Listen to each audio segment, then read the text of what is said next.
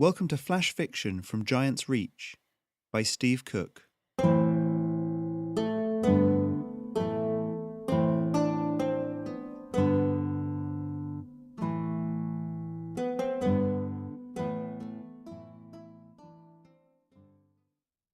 I listen to a fair amount of podcasts, and one of them is Imaginary Worlds by Eric Molinsky.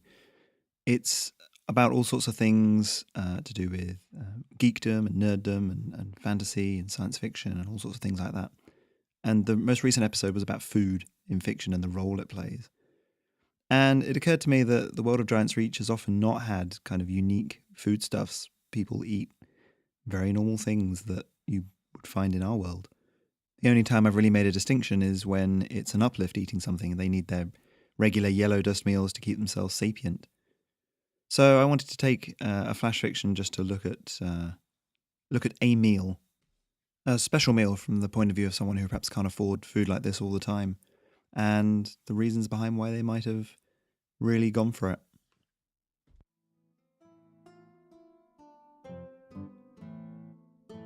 Over roast beef.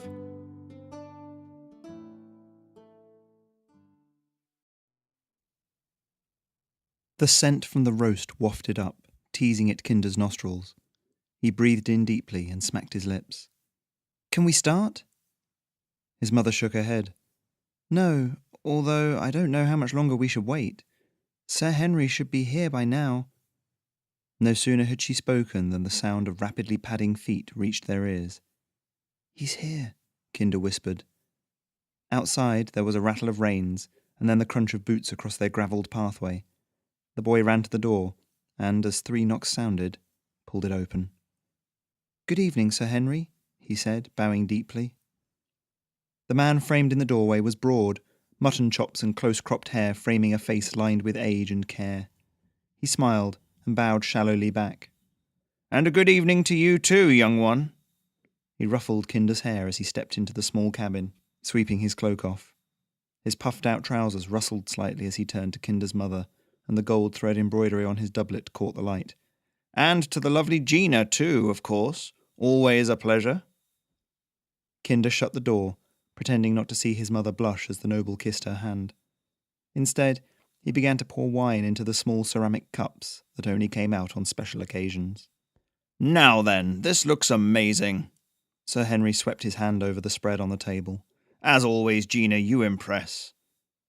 "Well, it's the least we could do," she murmured, "for a guest so esteemed." They sat, and Kinder's mother began to carve. "I feel I must apologize for my tardiness," Sir Henry said, turning his beaming face on Kinder. "But I was leaving the castle and I realized there was something I absolutely had to bring with me this time." Kinder smiled politely, eyes fixed on the roast. It was a joint of beef, roasted slowly all through the afternoon. His mother had given the beef a thin crust, rubbing some of the herbs from the garden together with some of her precious stock of pepper and salt, and just a little of the fine yellow powder she kept in a little wooden box, way up on the top shelf. He had tried some, of course, when she was out, climbed up and dipped a finger in it.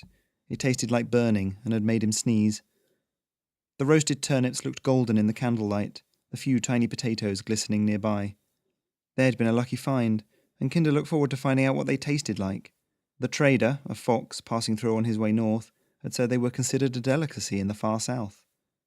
Beans with a little butter melting on them filled the plate out, together with a piece of bread, crust dark brown and thick, for mopping up the gravy.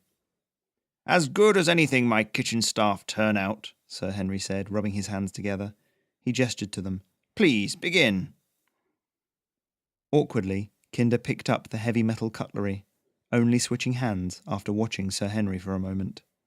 He ate in silence for the first few mouthfuls, Sir Henry making small talk with his mother. Kinder tried each of the accompaniments separately, clearing space around the slab of beef on his plate, and only when he could hold off no longer did he cut the smallest piece from it and place it in his mouth. The meat was tender, juices succulent, and he simply held it there for a moment before starting to chew. "So, young man," Sir Henry said, and Kinder's jaw froze. Reluctantly, he swallowed. "Yes, sir?" Growing up well, "Yes, sir." "I'd imagine you help your mother out a lot around here, Man about the house, "Yes, sir." You grow up a little bit more every year, strong like your father." Kinder's eyes widened as Sir Henry continued. "I had a chance meeting the other day with him. Your father." My father? I thought my father was... Kinder looked at his mother, but she was staring into her cup of wine. "I thought he was with the Chimera, sir." Yes, I know that's what your mother has always told you," Sir Henry said. "And to some extent it's true. He's certainly not the same person he was when they knew each other." He sighed. "Look, I know that he wanted to draw a line under your relationship, or lack of one, perhaps. He wanted to make sure you received this when you were grown up, so that you knew he hadn't forgotten you." From inside his doublet, Sir Henry pulled a small purse. It jingled, and he placed it down on the table next to Kinder's plate. The boy put his cutlery down and fumbled with the leather thonging on the purse, and when it finally came undone, a small slew of golden coins spilled out. "Now then, that's your father's way of easing your passage through life." Kinder shook his head, all thoughts of finishing his roast forgotten. He could buy a dozen roasts every day for weeks and weeks. "Can I meet him?" Sir Henry shook his head. "I'm afraid not. He wants to, you understand, but he's not in a position where he can, at least not now. But he wanted to wish you well in your life, and he apologizes for not being there."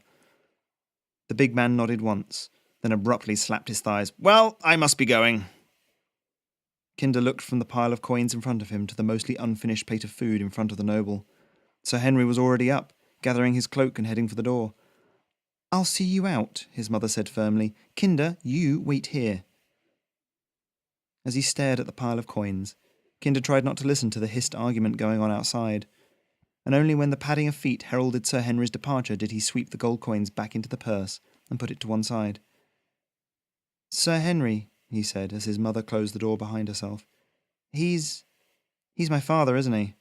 That's why he visits each year. That's why... all this." He gestured to the meal, the pouch, the unfinished food. His mother sat down, and he realized that she was caught between anger and sadness. "Finish your meal, Kinder. Don't let it go to waste.